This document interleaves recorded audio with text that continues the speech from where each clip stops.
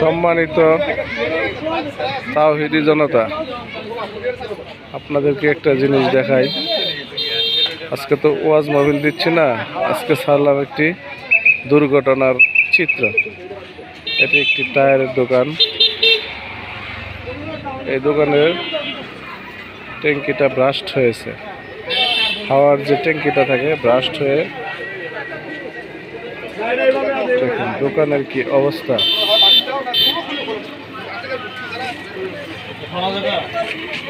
ট্যাঙ্কিটা মেয়াদ উত্তীর্ণ ছিল, দেখুন অবস্থা।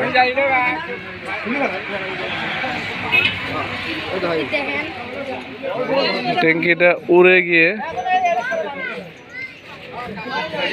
বিদ্যুতের খুঁটিতে বাজে, বিদ্যুতের তারে বাড়ি খেয়ে আবার ট্যাঙ্কিটা নিচে নামে।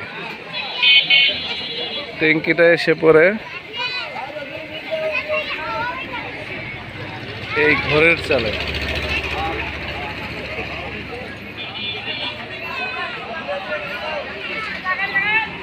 ঘরের চালে পড়ে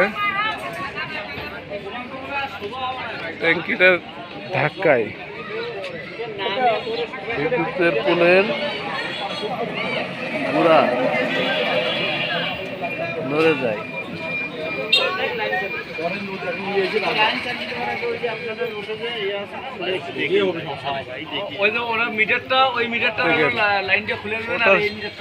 প্রেসার মেশিনটা, সেটাকে কম্প্রেসার, সেটা এসে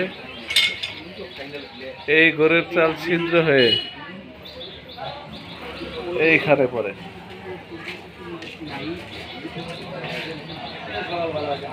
তো আল্লাহর রহমত, কোনো লোক ক্ষয়ক্ষতি হয় নাই। শুধু একটি মাত্র লোক, যার দোকান, লোকটার একটি হাত ভেঙে গেছে, আর কোনো হতাহতের ঘটনা হয়নি।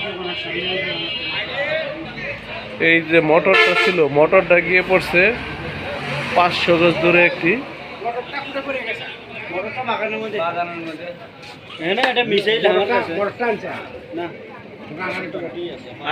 আমার ভাইচারা বলে ওটি থাকলে সমস্যা নেই, এইটা থাকলে ওই বাড়ির মধ্যে একটা খুঁজে।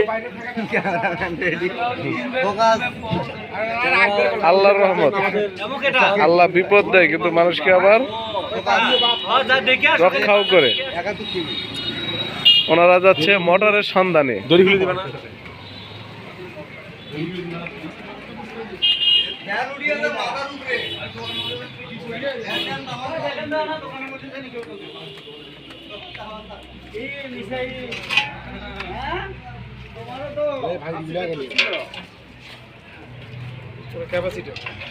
মোটরটা কোথায় এসে আমি এটি কম্বল এলে না দিবার লাগছি। হ্যাঁ বের হবো এখন, তার মধ্যে শব্দটা আর অল্প মোটরটা পড়ছিল কোথায়? এটা পড়ছিল কোথায়?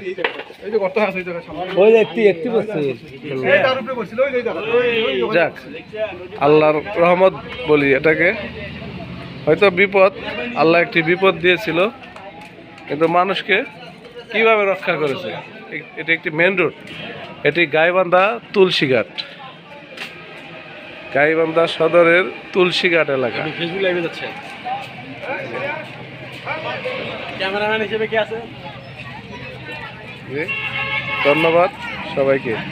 ঘটনাটা একটু সবাই দেখেন কি হয়েছিল,